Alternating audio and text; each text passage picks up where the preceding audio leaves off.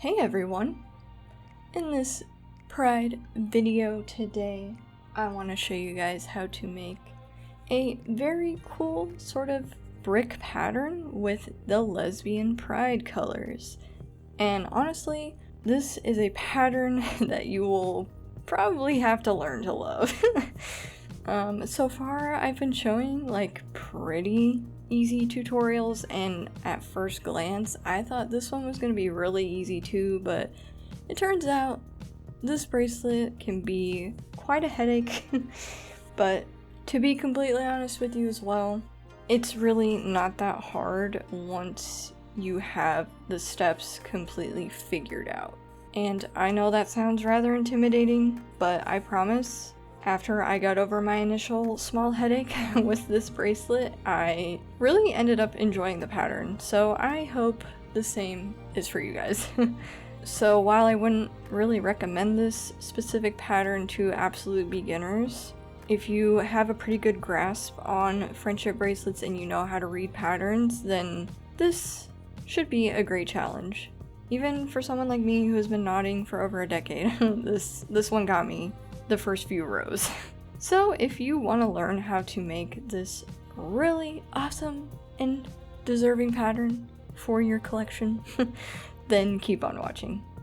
So for this bracelet, you are going to want to have your sort of bordering background color, and for that I'll be doing black, and then you will have your 5 different colors. So obviously in this case I'm using the Lesbian Pride flag colors, so I have this very cool hot salmony red color. Then I have orange, white, light pink, and dark pink, and make sure that you have this color order established, because that will be important for later on. So for example, this is 1, 2, 3, 4, 5. And this is my color order in the way that I want the pattern to work up. Like here, you can see, for example, I have my red, orange, white, light pink, dark pink. And as far as measuring goes, to make up this bracelet with ties on both ends that are plenty long enough, I would recommend doing like about 35 to 40 inches. And that is going to work up an almost 6-inch bracelet for me, plus ties on both ends. But you may need to adjust that according to your wrist size or whoever you're making this for. And I also have a shape start at the top of this bracelet, and I will make one for the end as well. This is kind of an optional thing to do. I think having a shape start does help out a lot when you're starting a bracelet because it keeps your string order in order, but it is purely for aesthetic purposes in my opinion. Like, you can still make this pattern without needing to do this shape start. It's really just down to your preference, but if you do want to learn how to make this, I will put a video in the top right corner, and you can learn how to do that really quick before moving on. So the color order is a little bit interesting. This bracelet is a bit of a doozy, but once you have the knotting structure figured out after the first few tries, it just makes so much more sense. But starting it is definitely where it gets a little bit strange. And once you already have the bracelet started, the pattern is definitely a lot easier to follow along to, just because you have that reference point above you. But this is why it's important to know how to read patterns, because 90% of the time I will usually have the pattern on my monitor while I'm working on the bracelet, just so that I don't get lost, and just making sure that I am following along the steps correctly and all the strings are going in the right order. And I could start this bracelet in a different spot, but after kind of working it out in my head, getting past the confusion will just help you in the long run. So as you can see here, the Lesbian flag colors are out of order. So you have your color palette, right? And you have your strings numbered. So let's say, for example, you have a rainbow color order, which is admittedly the easiest to follow along to. Your red will be your number 1, and then your opposite end, your purple, your blue, or whatever your 5 color rainbow is, that's going to be number 5. So for the Lesbian flag, we have red, orange, white, light pink, and dark pink, and you can see on my color order that that is not in the right order. But you want to order your strings from left to right 1 black, 2 black, 5 black, 3 black, 4 black.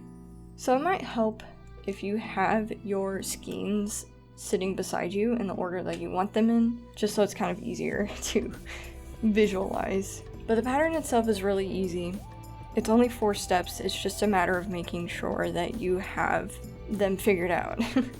Because working on it without any previous rows can really trip you up for sure. But then once you have the pattern down, it's honestly so easy, and when you analyze it long enough and look at how the knotting structure works, it really kind of mirrors itself too. And hopefully you'll notice that as we go along. But we are going to start out with our outermost left strand. We're going to do a forward knot onto the black string to the right of it.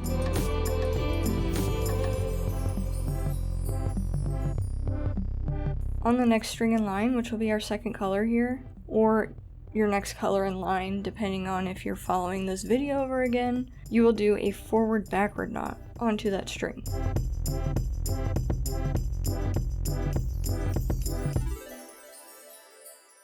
And then our next string in line, next to our color here that we just knotted onto, is going to be our black strand. And we're going to take this black strand and do a backward knot onto the string to the left of it.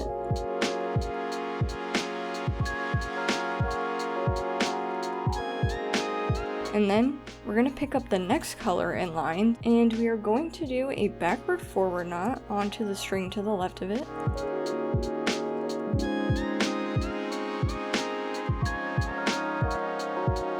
So now this color just kind of moves over out to the side, and then we are going to do forward knots onto the next 2 strings to the right of it.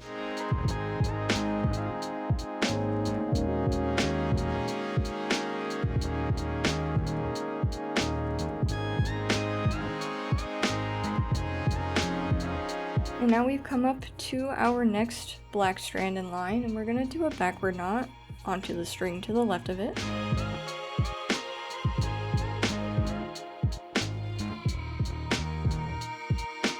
And then we're going to take this string again, and we're going to do forward knots onto the next 2 strings to the right of it.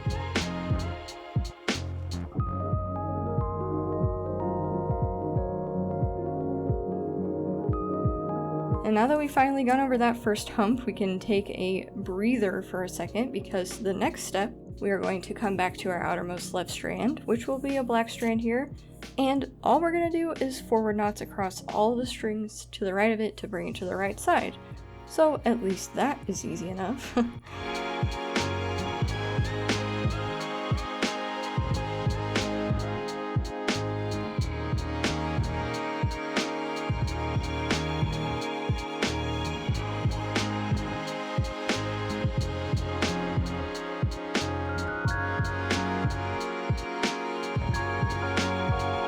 Now we are going to come back to a little bit more confusion. We are going to come back to our outermost left strand. And if you remember, our very first row that we did, or the previous one before the black, these 2 knots ended on 2 forward knots. So now for this row, we are going to start it with 2 forward knots. So you'll take your outermost left strand, we're going to do 2 forward knots onto the 2 strands to the right of it.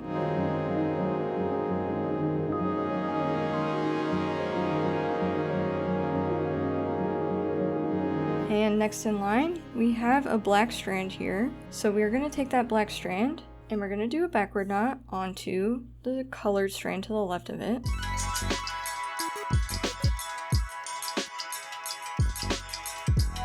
And then we're going to take this same strand again, and we are sort of flipping our middle section. So what we want to do first is do 2 forward knots onto the next 2 strings to the right of it.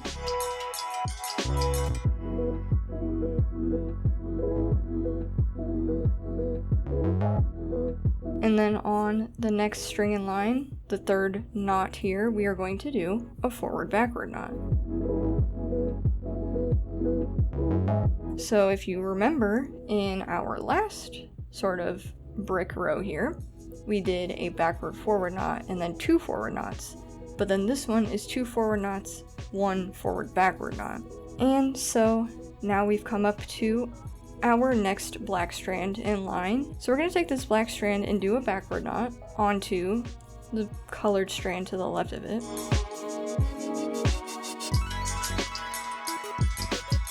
Moving on over to our next colored strand here.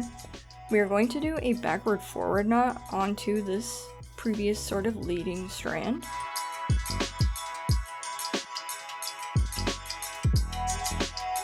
And then we'll do a forward knot onto the black strand to the right of it. So that section was sort of an inverse too, because in our very first row, we did forward knot and then forward backward. This one is backward forward and then forward. So in a way, they just kind of flip themselves around in a really interesting way. But to finish off this pattern, we're going to come back to our outermost left strand again, which will be another black strand. And easy peasy, we are going to do forward knots across all the strings to the right of it.